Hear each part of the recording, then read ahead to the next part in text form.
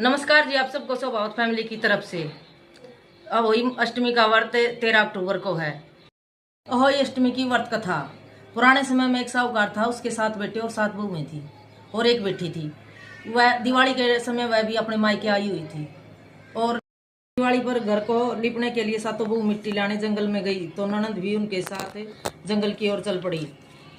साहूकार की बेटी जहाँ से मिट्टी ले रही थी उसी स्थान पर स्याऊ अपने बच्चों के साथ रह रही थी। खोदते हुए गलती से साहूकार की बेटी ने खुरपी से स्याऊ का एक बच्चा मार दिया। स्याऊ इस पर क्रोधित होकर बोली, मैं तुम्हारी कोख बांधूंगी। स्याऊ की यह बात सुनकर साहूकार की बेटी अपनी सातों भाभियां ते विनती करने लगी और उसने अपनी कोख बंधवाने खातर अपनी भाभियां तक बोलिया। सबसे छोटी भाभी ननद का बदला अपनी कोख बंधवाने के लिए तैयार होगी। इसके बाद छोटी भाभी के जो बच्चे थे वह सभी 7 दिन बाद मर जाते। 7 पुत्रों की इस प्रकार मृत्यु होगी। उसके बाद पंडित ने बुलाया, इसका कारण पूछा। पंडित ने सूर्य गा की सेवा करने की सलाह दी।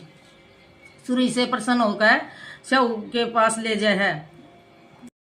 रास्ते में दोनों थक जाने पर आराम करने खातर एक जंगल में रुक गए हैं। छोटी बहू की नजर पड़ा है कि देखा कि एक सांप गरुड़ पंखड़ी के बच्चा ने डसन जा रहा था और वह सांप उन्हें मार दे है।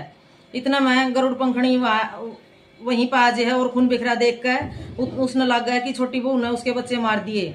इस पर वह छोटी बहू ने चोंच मारने लग जे है। छोटी बहू इस पर कहा है उसने तो उसके बच्चे की जान बचाई है। गरुड़ पंखड़ी इस पर खुश होकर उसने सूर्य सहित उसने स्याऊ माता के पास ले जे है। स्याऊ छोटी बहू तो प्रसन्न होकर उसके 7 पुत्र और 7 बहू जीवित होने का आशीर्वाद दे दे है। स्याऊ के आशीर्वाद तय छोटी बहू का घर पुत्र और पुत्र वधुआ तय हरिया भरिया हो जे है। वही अष्टमी का अर्थ एक प्रकार तय यो भी हो है अनहोनी और होनी बनाना।